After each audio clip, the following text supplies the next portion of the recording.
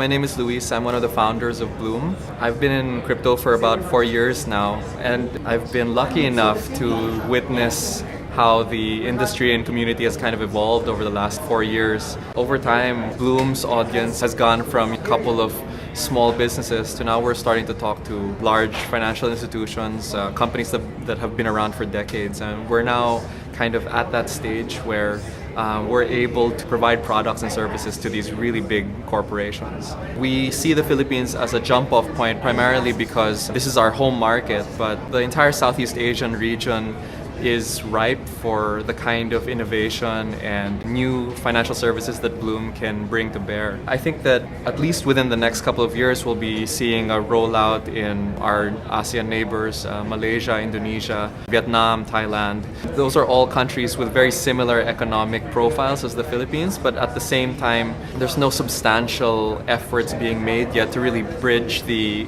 hard cash gap into crypto for the normal mainstream user.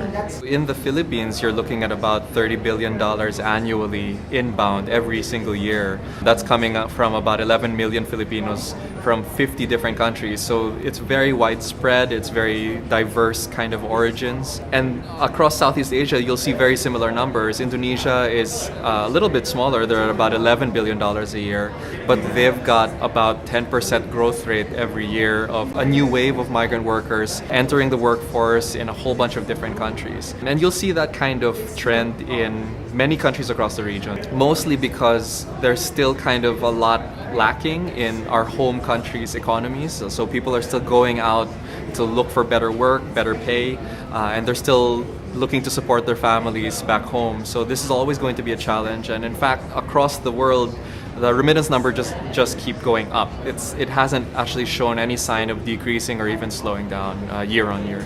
I think the most important thing about Bloom is its mission. Although we are not a protocol ICO, we're not an infrastructure ICO, our main driver is that we want to make crypto more accessible, we want to make it safer, all within the confines of regulation and all within the confines of being compliant with the jurisdictions that we want to do business in.